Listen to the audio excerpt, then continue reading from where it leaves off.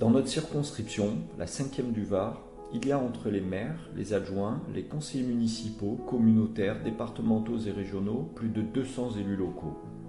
Mais un seul pour voter les lois à l'Assemblée nationale, votre député. Le 18 juin 2017, les habitants des Adrets-de-l'Estérel, de Bagnols-en-Forêt, Fréjus, Lemuy, Puget-sur-Argent, Roquebrune-sur-Argent et Saint-Raphaël ont accordé leur confiance afin de porter cette responsabilité, être leurs représentants. Pendant ces 5 années, je les ai représentés dignement.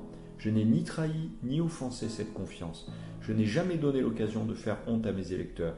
Toujours j'ai pris soin de penser à toutes celles et tous ceux qui ne m'avaient pas accordé leur suffrage, mais qui méritaient d'avoir un représentant mesuré, honnête et travailleur.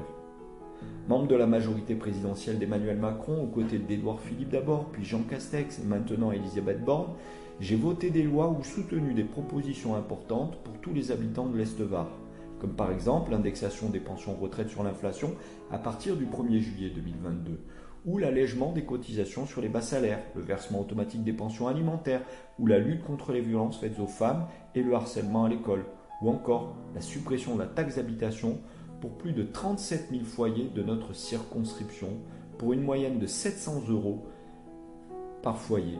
Les autres suivront si nous obtenons à nouveau la majorité à l'Assemblée. Je revendique aussi une voix singulière, parfois grave, dans des débats que j'ai portés, avec vous, pour vous, toujours dans l'idée de servir ce qui est juste. Particulièrement pour nos armées, si présentes sur notre territoire, nos glorieux aînés et nos forces de l'ordre si sollicitées ou mises à l'épreuve.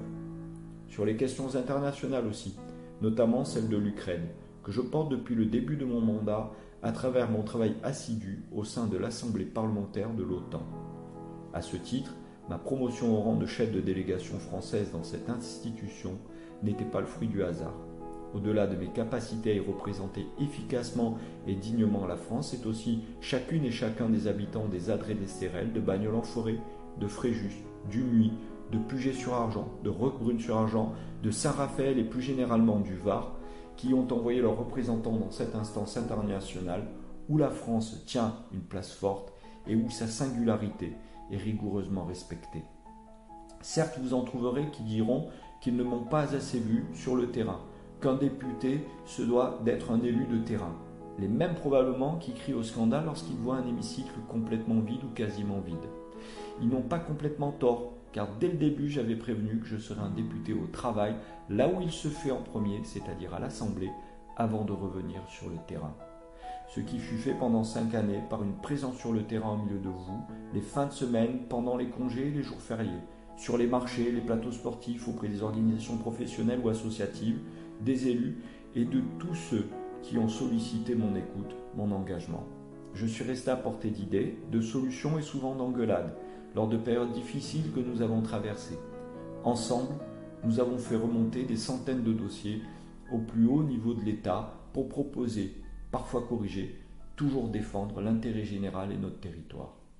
Le résultat est clair, plus de 200 interventions en séance ou commission, plus de 100 votes solennels, 12 rapports parlementaires, 3 commissions d'enquête parlementaire, 2 propositions de loi et une conclusion de rapport transformée en loi qui a été votée à l'unanimité. C'est en outre 174 numéros de mon journal de marche qui vous ont permis de suivre cette activité et de vous faire une idée à peu près précise de là où se trouve la vérité de mon bilan. Alors parce que j'aime apaiser au lieu d'imposer un avis, que je préfère être de ceux qui travaillent plutôt que de ceux qui commentent ou critiquent sans cesse, continuer à exprimer des idées avec rigueur et nuance et continuer à proposer à nos concitoyens des lignes claires et bien droites, j'ai décidé de solliciter à nouveau votre confiance. En appui au président Emmanuel Macron, je m'inscris dans ces nouveaux progrès à faire et à défendre, avec entre autres la solidarité à la source, la retraite minimale à 1 100 €, la baisse des droits de succession, 50 000 infirmiers et aides-soignants, plus 8 000 magistrats, plus un compte épargne-temps universel, entre autres des propositions que nous allons concrétiser. Tous ces progrès sont partie prenante de 4 grands pactes d'audace et d'espoir qui me tiennent à cœur et dont je n'ai cessé de vous parler ces dernières semaines de campagne. Un pacte entre les générations, pour nos enfants, pour notre santé, pour nos aînés. Un pacte pour la production, pour mieux vivre de son travail et planifier la transition écologique. Un pacte pour la République, faire nation, pour une République des droits et des devoirs. Un pacte pour l'Europe, pour une autonomie énergétique, technologique et stratégique. Parce qu'il nous faut avancer avec exigence et non pour bloquer dans la revanche. Le 12 et 19 juin prochain, donnons une majorité au président de la République. Je suis Philippe Michel Klesboer, député et candidat pour les Adrets de l'Estérel, Bagnols-en-Forêt, Fréjus, Lemuy, Puget-sur-Argent, Roquebrune-sur-Argent et Saint-Raphaël. Pour le Var, pour la France, ensemble.